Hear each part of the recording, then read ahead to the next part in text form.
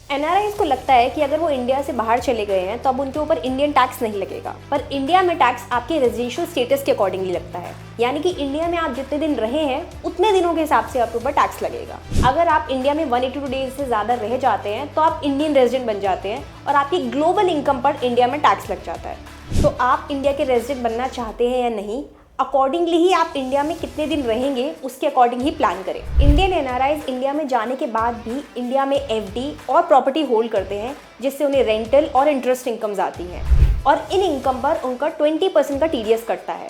तो अगर आपकी इनकम टैक्सेबल लिमिट से कम आ रही है तो हो सकता है जो टीडीएस आपका कटा है वो आपका रिफंड मिल सकता है, लेकिन आपको रिफंड मिलेगा तभी अगर आपने इनकम टैक्स रिटर्न इंडिया में फाइल करी होगी। तीसरा, अगर आप एनआरआई हो चुके हैं तो अपने बैंक और डीमैट ब्रोकर को जरूर डिस्क्लोज करें। तो बैंकर्स आपके सेविंग अकाउंट को एनआरओ अकाउंट में कन्वर्ट करेंगे और डीमैट ब्रोकर्स आपके स्टेटस को एनआरआई स्टेटस में कन्वर्ट कर देंगे, और ये ना करने पर एनआरआई पे हैवी पेनल्टी लगा सकता है आरबीआई। और लास्ट करती, जो एनआरआई करते हैं इंडिया में वो बिना प्लान किए अपने यहाँ की म्यूचुअल फंड, शेयर्स और प्रॉपर्टी को सेल कर देते हैं।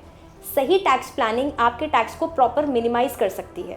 तो अगर आप एक एनआरआई हैं या आपके रिलेटिव्स या फ्रेंड्स कोई एनआरआई हैं तो उनके साथ ये वीडियो शेयर करना मत भूलिएगा, और ऐसे ही कंटेंट के लिए फॉलो करिए टैक्स विद सीएबी।